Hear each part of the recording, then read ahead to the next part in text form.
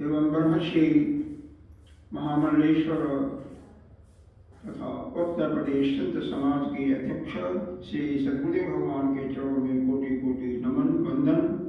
यहाँ के अधिष्ठान देव श्री दक्षाश्वर मूर्ति भगवान एवं अन्य प्रतिष्ठित देवों को कोटि कोटि नमन।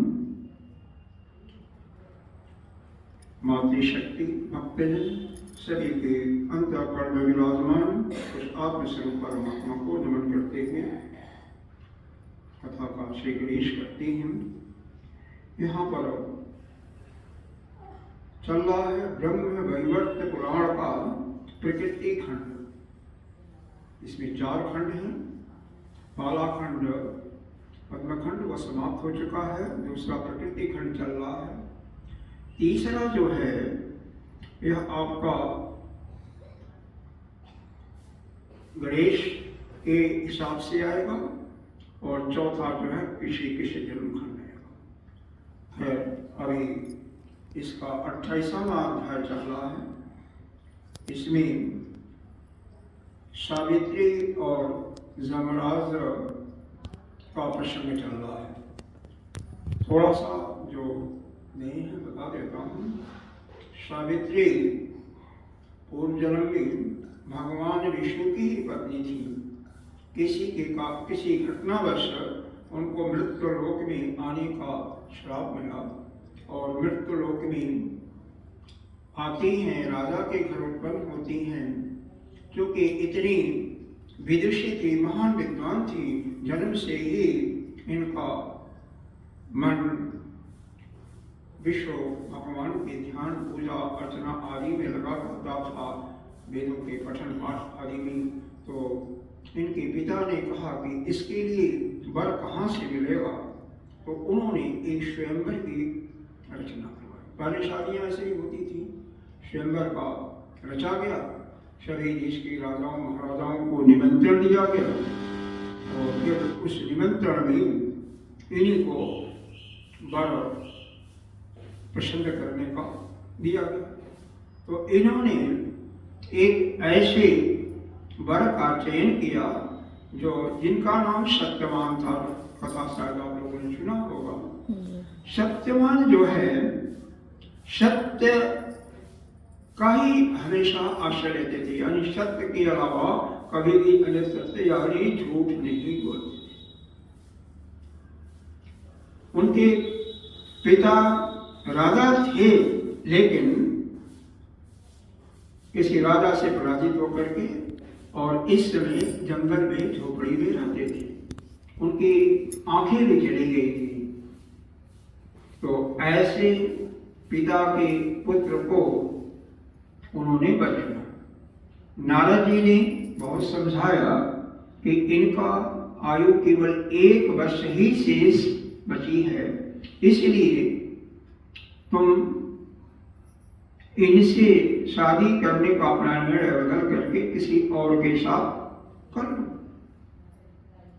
इनके पिताजी को भी बता दिया सही क्या बात है। नारद जी ने इसकी आयु जिस वर्ष से शादी कर रही हैं 1 वर्ष की आयु शेष है। तो यह अपना पिताजी के कहने के बाद भी नहीं माना। इन्होंने कहा कि एक बार जो हमने निर्णय ले लिया वह ले लिया, अब तो हमारी शादी उन्हीं से होगी, नहीं तो एक अनवस्था दोष हो जाता है। हमेशा अपने ही निर्णय को बदलना अच्छा नहीं माना जाता। शादी हो जाती है, जब उनका अंतिम समय आता है, क्योंकि नारद जी का कहा हुआ झूठ तो होगा नहीं। उस समय लकड़ी काटने के लिए सत्यवान जब जंगल में जाती हैं तो ये भी साथ साथ जाती हैं। समय आते ही वहां से पेड़ से लकड़ी काटते गुजर जाते हैं। लकड़ी की नहीं कटी थी और चूंकि दर्द से करा रहे थे, जैसे ही लेटते हैं कुछ समय के बाद उनके प्राण निकल जाते हैं। जमराज जी जो उनके प्राण को ले जा रहे थे सूक्ष्म शरीर को, उनसे यह मंत्र जल को अभिमंत्रित करके व्यक्ति हैं तो उनसे स्पर्श सामने सामना उनसे उनको देख लेती हैं और वार्तालाप शुरू हो जाती है। क्योंकि कोई भी आज तक सभी जगन्नाथ हैं, देवता हैं, सभी के प्राण वो या उनके दूध ले जाते हैं तो हर एक कोई देख नहीं पाता है, लेकिन उनका तो सत्यवती में पतिव्रता नारी थी, उसमें नाम आता है कुंती, सावित्री, मंदोदरी। इस प्रकार से यह अपना द्रौपदी ये सब पतिव्रता स्त्रियां थी। पतिव्रता का क्या है, जो चाहे वो कर सकती है, निपुण होती है। और वही दोनों में संवाद चल रहा है।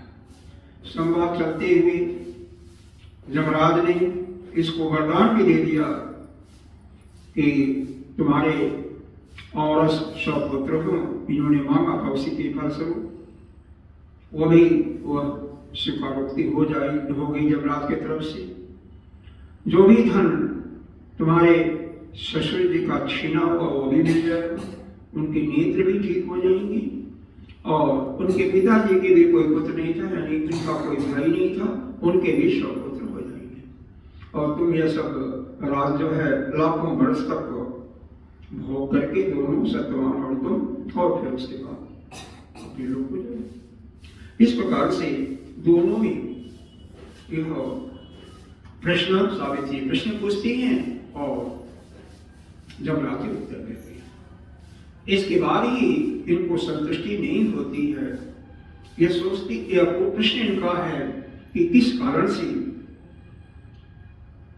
यह जीव जो है कहाँ से आया, कहाँ गया। इस प्रकार के शुरू से प्रश्न पूछा था, उस पर चर्चा हो चुकी है। जीव क्या है, कर्म क्या है, और जीव कहाँ जाता है, कैसे जाता है, कैसे फल भोगता है, इत्यादि स्वर्ग नरक इत्यादि के प्रकार की बात हो गई थी। अब यहाँ पर पुनः सावित्री प्रश्न पूछ रही है। हरेत कीर्तन 28वां अध्याय चल रहा है। हरेत कीर्तन धर्म स्वकुल उद्धारकरणं श्रोतीणां च भक्तीणां जन्म मृत्यु जराहरं नानानां च व्रतानां च सिद्धीनां तपसा परं योगानां चैव वेदानां सेवनं कीर्तनं हरेः। भगवान विष्णु का कीर्तन करना सभी धर्मों से श्रेष्ठ है। क्यों? संपूर्ण परिवार को उद्धार करने वाला, चाहे श्रोता हो या वक्ता हो, दोनों को ही जन्म मृत्यु जरा कहते हैं। वृद्धावस्था सभी का व्याधि इत्यादि को हर करके यह दोनों को उद्धार करता है। दाना नाम च व्रता नाम च सिद्धा नाम तपसार्थम। जितने भी दान हैं, व्रत हैं, सिद्धियां हैं, तपस्याएं हैं, योग इत्यादि हैं, वेद हैं, उनसे भी यह विष्णु का कीर्तन सबसे श्रेष्ठ बताया गया। यहाँ पर देखो, यह पुराणों की अपनी महिमा है।